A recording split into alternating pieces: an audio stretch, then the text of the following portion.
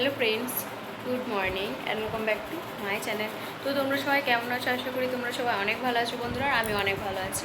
তো আবার একটি নতুন ব্লগে তোমাদের সকলকে জানাই অনেক অনেক স্বাগত।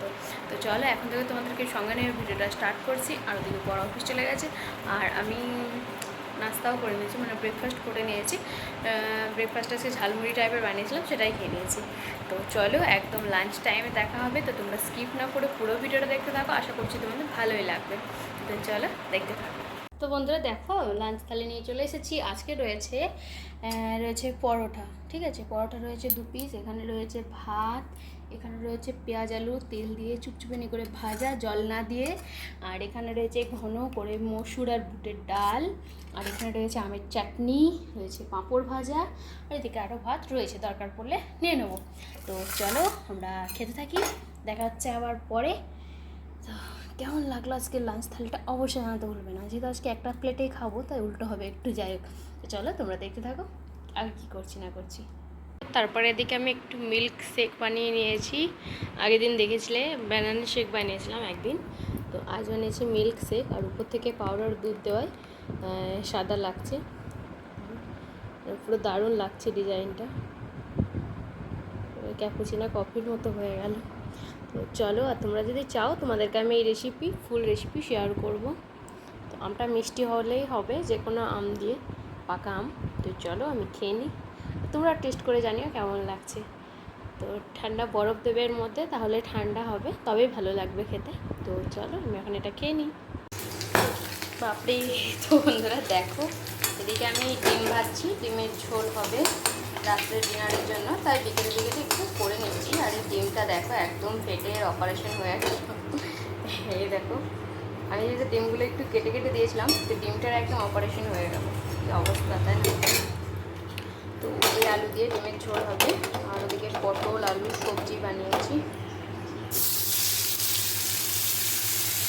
তো এই ডিমটাকে ভাজার সময় কিন্তু আমি ওর মধ্যে দিয়েছিলাম লবণ, লঙ্কা গুঁড়ো আর হলুদ। তো ওই নিচে ঠাকুমা আছে, তো ঠাকুমাটা আমার সাথে বেশ কথা বলে, সবাই কথা বলে, বুঝলে? তো বেশ ভালোই লাগে। এখন না অতটা একা একা লাগে না, তবে সানভিদেরকে মিস করছি আমি। ওরা এখন তো বাড়িতে গেছে, আর রাহিরাও বাড়িতে গেছিলো। ওরা এসেছে কিনা আমি বলতে পারলাম না, কেননা ওর সাথে অনেকদিন আমার কথা হয়নি। চলো, আর আমার রিচার্জটাও নেই এখন। তো আলুটাকে আমি ভেজে নিই, তারপর কিন্তু এদিকে ঝোলটা বসিয়ে দেবো। আর আজকে আমি মানে সোয়াবিন তরকারি দেখালাম কিনা মনে পড়ছে না, একবার দেখিয়ে দিই তারা। তো আজকে ডিনারে থাকবে সোয়াবিন, পটল আলু সবজি। এটা রেখে দিয়েছে, এটা আলাদা করে রেখেছি, যদি না লাগে তখন দেখে লাগবেই না একরকম। তো এটাই হলো আজকের সবজি। আর এদিকে হবে ডিমের ঝোল, আর রয়েছে ডাল করে নিয়েছি আগে কুকারে, তো তখন খাওয়ার আগে গরম করে দেবো একটু। ডাল রয়েছে, আর অল্প একটু ইয়ে করে নেব, আমের চাটনিও রয়েছে। তো সেই সব দিয়ে দিনে দেখলে তো আমার মানে লাঞ্চে তো ওই সবই ছিল। চলো তুলে নেওয়া যাক। আলুটা কিন্তু ভাজা হয়ে গেছে। আলুটা কিন্তু আমি ডিমের সঙ্গে হালকা করে সিদ্ধ করে নিয়েছি। খুব সিদ্ধ হলে কিন্তু ভাজাটা ঠিকঠাক হয় না। দেখো সিদ্ধ কিন্তু হয়ে গেছে। আলুটা ভাঙবো না, আমি ছোটো আলুটা ভাঙি, ছোটো আলু গেলে দেবো। দেখো আলু কিন্তু সিদ্ধ হয়ে গেছে। তো চলো দেখাচ্ছি পরে আবার। তো দেখো এদিকে ডিমের ঝোল রয়েছে, সবজি রয়েছে, ডাল, আর আমি ওদিকে রুটি বানিয়ে নিয়েছি, দেখাই।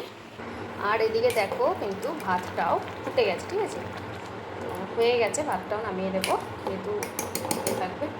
তো বাড়িতে একজন আসবে, রান্না বান্না। তো চলো তোমরা দেখতে থাকো, আমি মিউজিকটাকে অফ করে দিয়েছি। আর দেখো এদিকে রুটি কিন্তু একদম কমপ্লিট। আগে কিন্তু আমি একদমই রুটি বানাতে পারতাম না, বাট এখন কিন্তু অনেকটাই পারি।